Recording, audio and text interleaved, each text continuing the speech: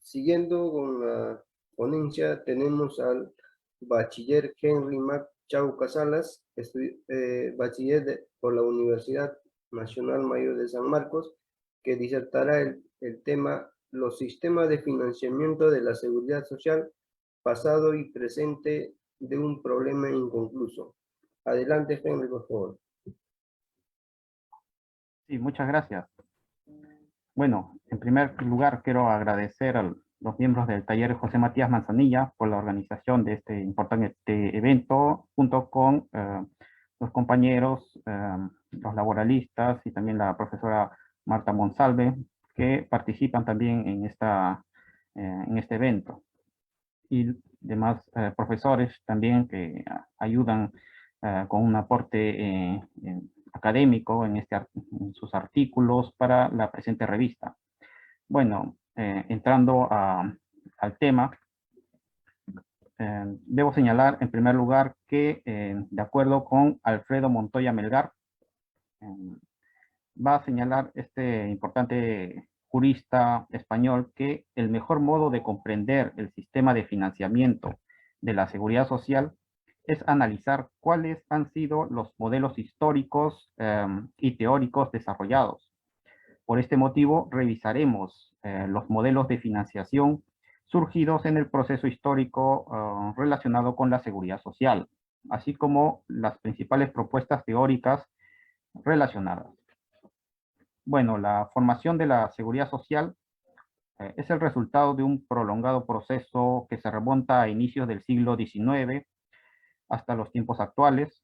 Aparece con el surgimiento de reducidos grupos de trabajadores en algunas actividades económicas y que se van a agrupar con la finalidad de protegerse mutuamente, hasta alcanzar posteriormente a todos los trabajadores por cuenta ajena, y luego también dirigida a toda la población, protegiéndola frente a los riesgos y contingencias. Esto lo señala el doctor Guillermo Nugent. Entonces, la financiación o los modelos de financiamiento, en el artículo que he presentado, he tratado de relacionarlo con el propio desarrollo histórico de la seguridad social. En este aspecto podemos dividirlo en tres importantes fases o etapas. Una primera etapa podemos señalar que son las primeras técnicas de financiamiento de la seguridad social. Una segunda etapa se encuentra relacionada con los seguros sociales alemanes, y una tercera etapa se encuentra relacionada con los modernos sistemas de financiamiento.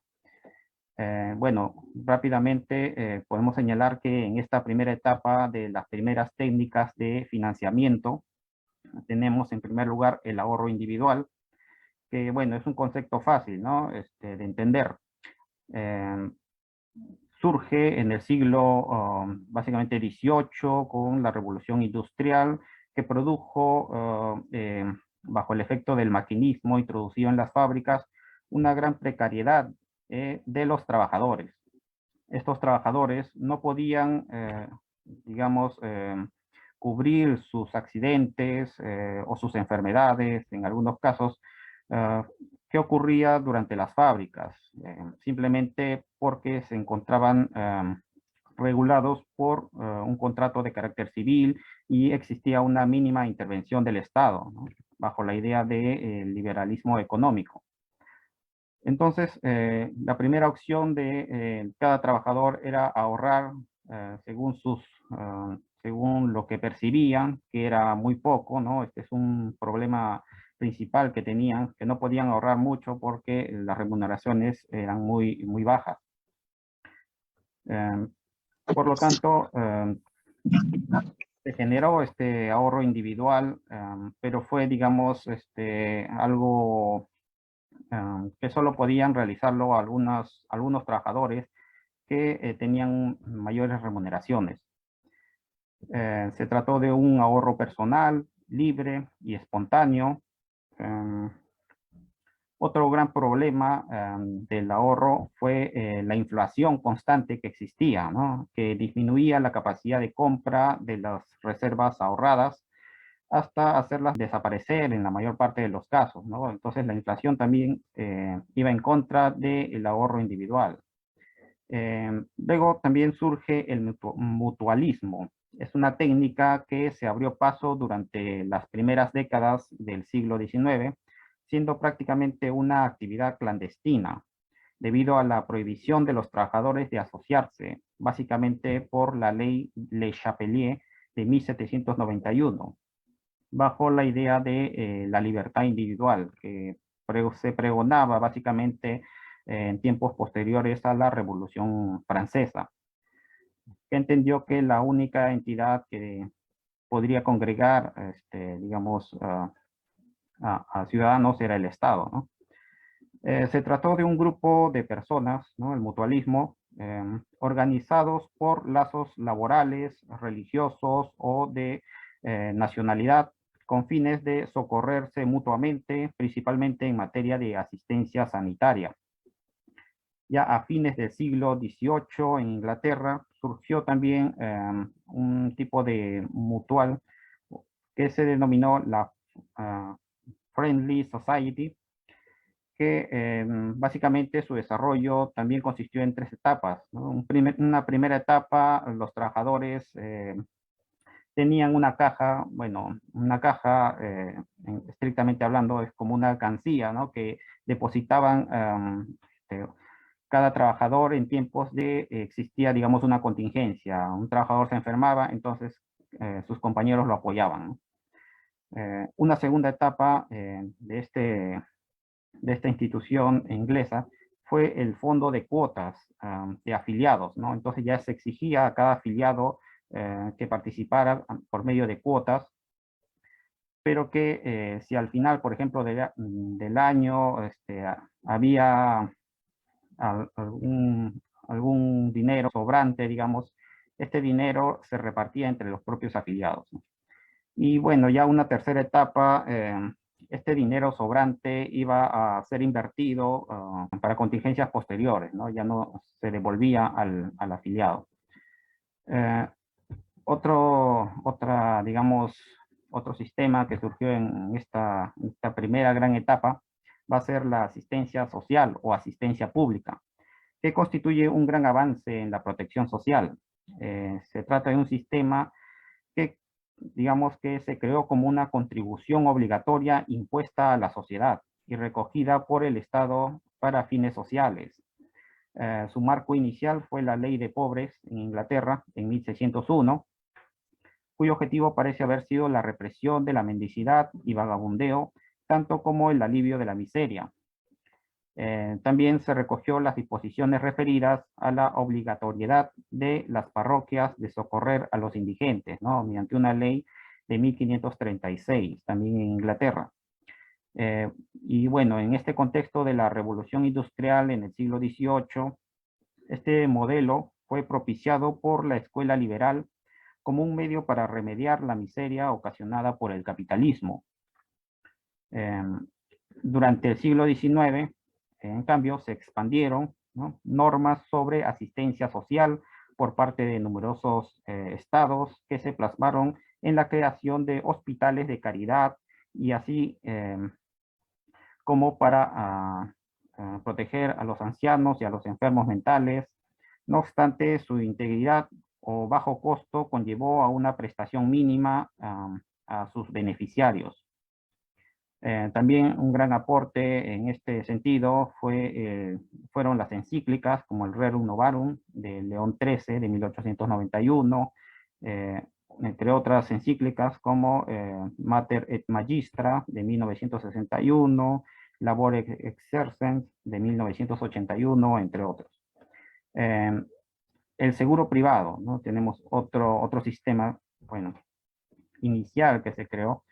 Se desarrolló sin ningún obstáculo legal, pero solo se encontraba dirigido a quienes poseían recursos económicos relativamente elevados, al igual que el ahorro individual, ¿verdad? Permitió que la compañía o las compañías privadas de seguros abarcasen a una gran cantidad de personas de distintas profesiones, actividades económicas y lugares, cubriendo mayores riesgos que el mutualismo y permitiendo el reaseguro, cubriendo también algunos riesgos, aunque no de manera general, ¿no? Total. Bueno, se trataba de una prima estimada según el riesgo asumido por la aseguradora. Bueno, entrando a la segunda etapa del financiamiento de la seguridad social, tenemos a los seguros sociales alemanes, que se desarrollaron básicamente a partir de fines del siglo XIX. Bueno, se inicia en la etapa del canciller de hierro, Otto von Bismarck, quien presentó un proyecto de seguro obligatorio contra accidentes y enfermedades. Entonces, el financiamiento de estos seguros fue dispuesto a que fuera a cargo exclusivamente de los empresarios, si bien la idea inicial de Otto von Bismarck era que también los trabajadores cubrieran una parte, ¿no? Entonces, en 1883 se crea la ley de seguro de enfermedad. En 1884, al año siguiente, se crea el seguro de accidentes de trabajo. Y ya en 1889 se crea la ley de seguro de vejez e invalidez. Fueron un intento, en este caso, de apaciguar la agitación reinante en el movimiento obrero, hasta ese momento abandonado totalmente en materia previsional por el Estado, y así como lograr el alejamiento de las masas al socialismo y conciliarlo con el Estado, otorgando a este un carácter social. Lo señala Yves Saint-Just en su tratado de la seguridad social. De este modo, cuando se aprueba la Constitución de Weimar en 1919, tan adelantada en su tiempo en aspectos sociales, esta constitución solo se limitó a constitucionalizar, valga la redundancia, sin modificaciones sustanciales, lo que ya se encontraba desarrollado en el ordenamiento anterior, y a comprometer al Reich a mantener el sistema de seguros sociales, para que no lo desaparezca. Bueno, con respecto al financiamiento, fue de carácter contributivo, inspirado en la idea central de laboralidad, tomando de referencia no el valor de lo asegurado, ni la mayor o menor probabilidad o peligrosidad del evento, sino la cuantía salarial en cuya proporción es fijada. La tercera etapa, ¿no?, para ir avanzando, el de los modernos sistemas de financiamiento. Estos básicamente van a surgir en el siglo XX. Podemos mencionar el sistema soviético, el sistema estadounidense, el sistema inglés, los modelos privados vigentes, el sistema de pilares también. Básicamente vamos a revisar el plan, mejor dicho, el sistema inglés basado en el plan Beveridge, y también el modelo privado y el sistema de pilares.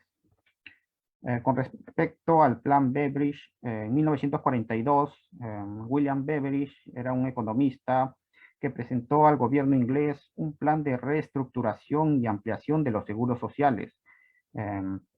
Se trataba de una época en donde, bueno, todavía no acababa la Segunda Guerra Mundial, entonces Beveridge estaba sumamente preocupado por, bueno, por lo que iba a ser de Inglaterra luego de la Segunda Guerra, cómo iba a reestructurarse, cómo iba a impulsar, ¿no?, este país. Entonces, se presenta un proyecto innovador que va a adquirir una gran relevancia a nivel internacional. Muchos países van a copiar este sistema de seguridad social moderno. El propio autor, William Beveridge, señaló que son 3 condiciones esenciales para que exista la seguridad social en el mundo. En primer lugar, que se implemente la justicia en lugar de la fuerza como árbitro entre las naciones. La existencia de una oportunidad razonable de realizar un trabajo productivo para cada persona en lugar del desempleo, y asegurar los ingresos suficientes para evitar la indigencia cuando por cualquier motivo exista impedimento de trabajar. Entre los principios que persiguió Beveridge en su informe fue una tasa igual de beneficio, cualquiera que fuese el monto de la remuneración, ¿no?, salvo el caso de accidentes y enfermedades de trabajo. Asimismo, estableció una tasa igual de contribuciones y una amplitud de la protección social.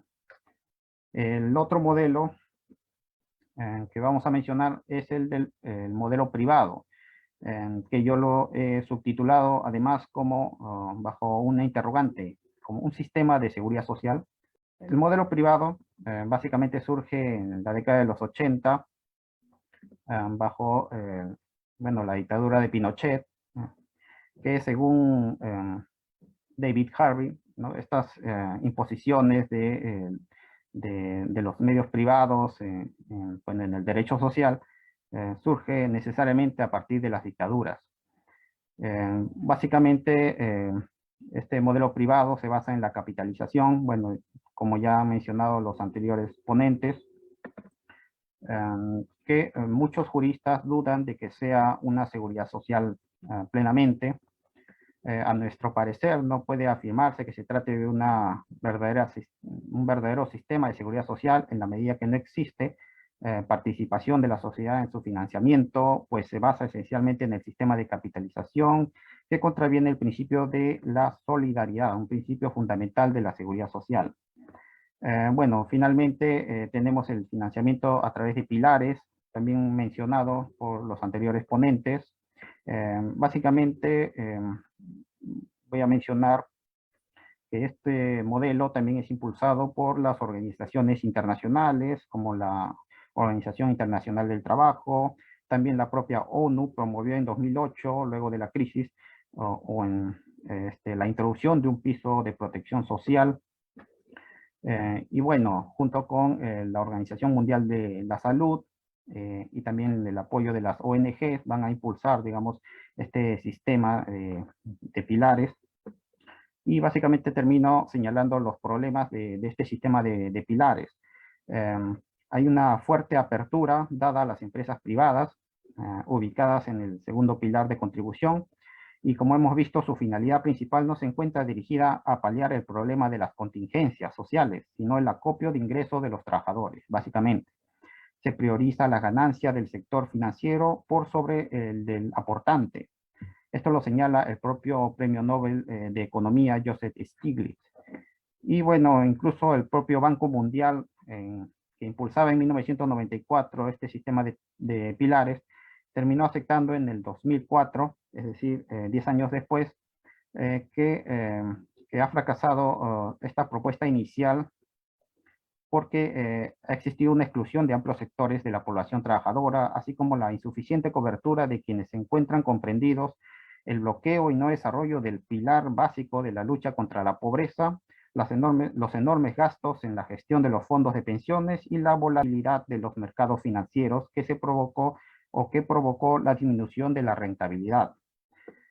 Finalmente, como conclusión, yo he señalado aquí un mayor impulso por parte de los estados de un sistema basado en priorizar la intervención del Estado, ¿no? y en menor medida, bueno, los sistemas privados. Bueno, muchas gracias. Muchas gracias más por tu disertación, muy excelente.